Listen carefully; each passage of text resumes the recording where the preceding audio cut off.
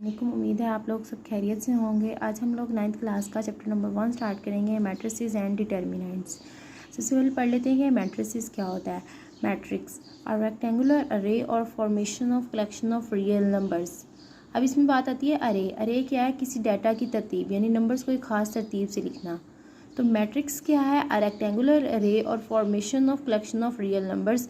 Real numbers को एक ख़ास तरतीब से लिखा जाए और उनको बॉक्स ब्रैकेट या स्क्वायर ब्रैकेट के फॉर्म में लिखा जाए तो वो मैट्रिक्स कहलाता है। एक एग्जांपल ले लिया हम लोगों ने, ये हमारे पास नंबर्स हैं, इनको हमने बॉक्स ब्रैकेट्स और स्क्वायर ब्रैकेट में लिखा है और ये खास तरतीब से लिखे हुए हैं, ठीक है। इनको हम मैट्रिक्स कहते हैं। इसके बाद आ जाता है रोज ऑफ अ मैट्रिक्स। रोज किसको कहते हैं? In matrix. मैट्रिक्स में the entries presented in horizontal way. Entries क्या है? कोई भी नंबर 1 2 3 4, मैथ में हम इनको क्या कहते हैं? एंट्रीज कहते हैं। In matrix the entries presented in horizontal way. Horizontal way कैसा होता है? इस तरह, ठीक है। इसी तरह जैसे ये चीज़ हमारे पास एक रो है, ये हमारे पास सेकंड रो है और ये हमारे पास थर्ड रो है। इसीलिए हम लोगों ने इसको R1 R2 और R3 का नाम दे दिया है, ठीक है। मतलब हॉरिजॉन्टल वे में लिखा जाए उसको रो कहते हैं। उसके बाद है हमारे पास कॉलम मैट्रिक्स। कॉलम मैट्रिक्स क्या होते हैं? In matrix all the entries presented in vertical way. Vertical कैसे होती है? लाइन ऐसे, ठीक है। वर्टिकल वे में लिखा जाए उसको क्या कहते हैं? Column matrix. एक एग्जांपल ले लिए, ये हमारे पास है 203। अब ये जो चीज़ है हमारे पास, ये हमारे पास एक कॉलम है, ये सेकंड कॉलम है और ये थर्ड कॉलम है, इसलिए हमने इसको C1 C2 और C3 का नाम दे दिया है। अब हमारे पास बात आ जाती है order of matrix he. Order of matrix क्या कहते हैं? The number of rows and number of columns in a matrix specifies it's order. जितने नंबर ऑफ रोज होते हैं और जितने नंबर ऑफ कॉलम्स होते हैं उनको हम क्या कहते हैं? ऑर्डर ऑफ मैट्रिक्स, ठीक है।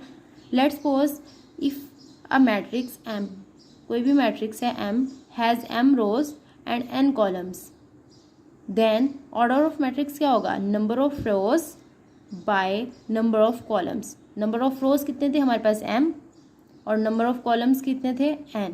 तो हमने इससे लिख दिया M बाय N। अब इसके क्वेश्चंस कर लेते हैं हम लोग कुछ। अब हम लोग एक्सरसाइज नंबर 1.1 स्टार्ट करते हैं। Find the order of the following matrices. मैंने ऑर्डर का बताया था कि जितने भी नंबर ऑफ रोज और नंबर ऑफ कॉलम्स होते हैं मैट्रिसेस के अंदर उनको हम ऑर्डर कहते हैं, ठीक है। सबसे पहले हमारे पास है कि A इज़ इक्वल टू 2 3 -5 और 6। अब हम लोगों ने इसमें देखना है मैट्रिसेस में कि नंबर ऑफ रोज और कॉलम कितने हैं।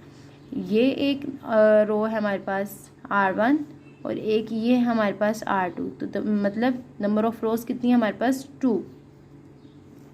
नंबर ऑफ कॉलम्स कितनी है? 2 और -5 1 हो गया एक, और ये सेकंड। तो नंबर ऑफ कॉलम्स भी कितने हैं हमारे पास? 2। अब ऑर्डर ऑफ मैट्रिक्स क्या है? Number of rows by number of columns, मतलब 2/2, ठीक है। इसके बाद हमारे पास सेकंड है matrix B is equal to 2035। अब इसमें भी क्या है? नंबर ऑफ रोज कितने हैं? 2 हैं, R1 R2, मतलब 2 नंबर ऑफ रोज हैं और 2 ही नंबर ऑफ कॉलम्स हैं। तो ये भी 2/2 का बनेगा। उसके बाद थर्ड पे, इसमें हमारे पास नंबर ऑफ रोज कितनी है? सिर्फ एक है, ठीक है। और नंबर ऑफ कॉलम्स कितनी हैं? 2 हैं। नंबर ऑफ रोज 1 है और नंबर ऑफ कॉलम्स हमारे पास 2 हैं। तो ये 1/2 का बनेगा, 1/2, ठीक है। इसके बाद हमारे पास नेक्स्ट है D इज इक्वल टू। अब यहाँ पे हमारे पास नंबर ऑफ रोज कितनी है? 1 2 3, और नंबर ऑफ कॉलम कितने हैं? सिर्फ 1। तो यहाँ 3 और यहाँ 1, और हमारे पास यहाँ पे कितना आ जाएगा? 3/1,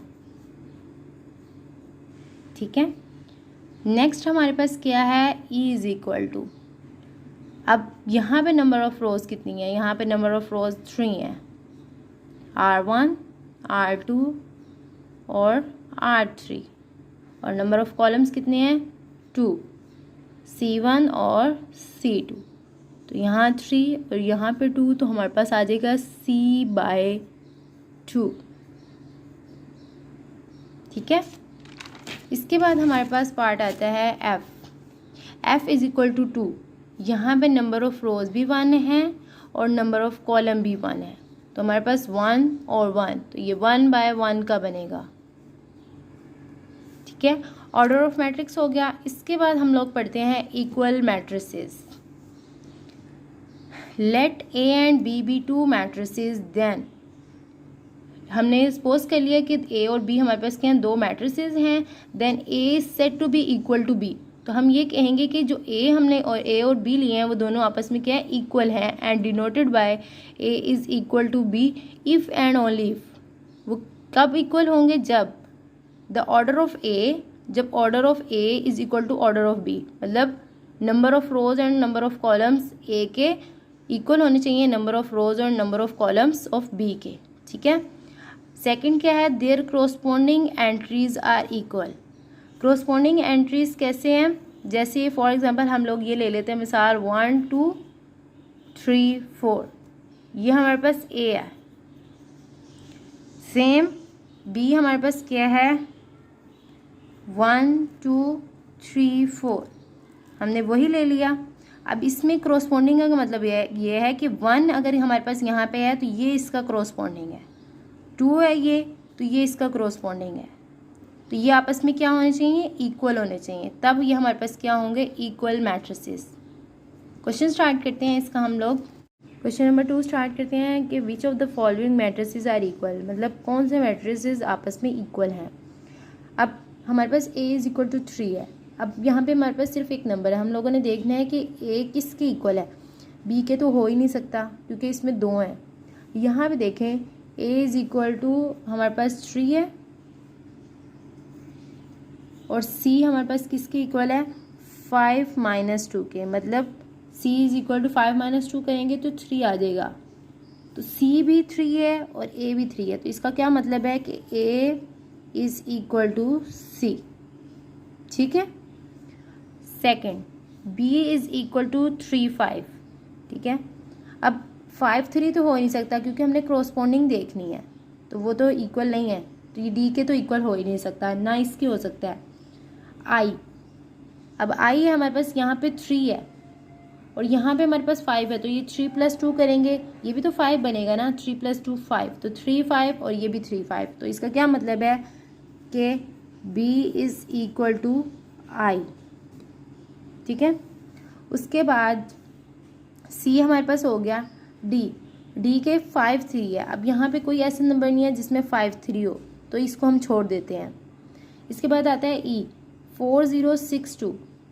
अब हम लोग देखते हैं, ये तो हो नहीं सकता, ये भी नहीं हो सकता। अब ये 4 0 6 2 और ये भी सेम है 4 0 6 2, मतलब E is equal to H।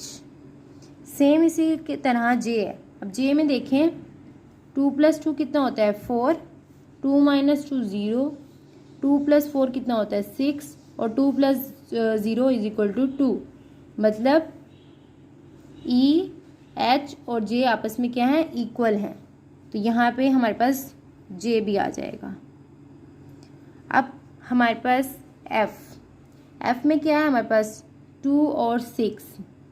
अगर हम G को देखें, G में क्या है 3 - 1 करें तो हमारे पास क्या आता है 2 और 3 + 3 करें तो हमारे पास क्या आता है 6, तो 2 और 6 मतलब ये F के इक्वल है, तो यहाँ पे हमारे पास क्या आ जाएगा F is equal to G।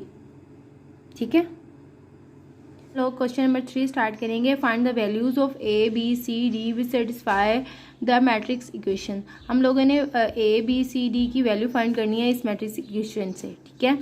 अब क्या है, हम लोगों ने इक्वल मैट्रिसेस पढ़ा था, उसमें क्या था कि जो कोरोस्पोंडिंग एंट्रीज है वो एक दूसरे की इक्वल है, तो A + C is equal to 0 होगा हमारे पास, A + C is equal to 0, इसको हम इक्वेशन नंबर 1 का नाम दे देते हैं। इसी तरह A + 2B किसके इक्वल होगा -7 के, A + 2B is equal to -7, इसको इक्वेशन नंबर 2 का नाम दे देंगे।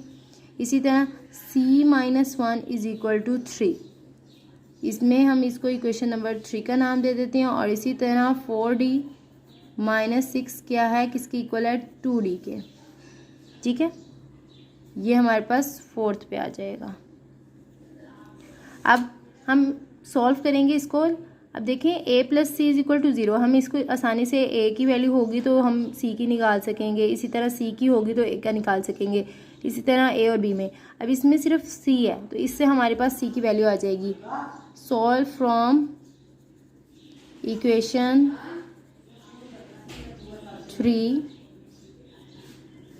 c-1 इज इक्वल टू 3 है तो c क्या आ जाएगा हमारे पास, 3 + 1 इज इक्वल टू 4। तो इसका क्या मतलब है, c की क्या वैल्यू आई है हमारे पास, 4। अब हम इक्वेशन नंबर 1 में पुट करेंगे तो हमारे पास a की वैल्यू आ जाएगी, b में हम पुट नहीं कर सकते क्योंकि हमारे पास c की वैल्यू है। पुट करेंगे इक्वेशन नंबर 1 में, फ्रॉम इक्वेशन 1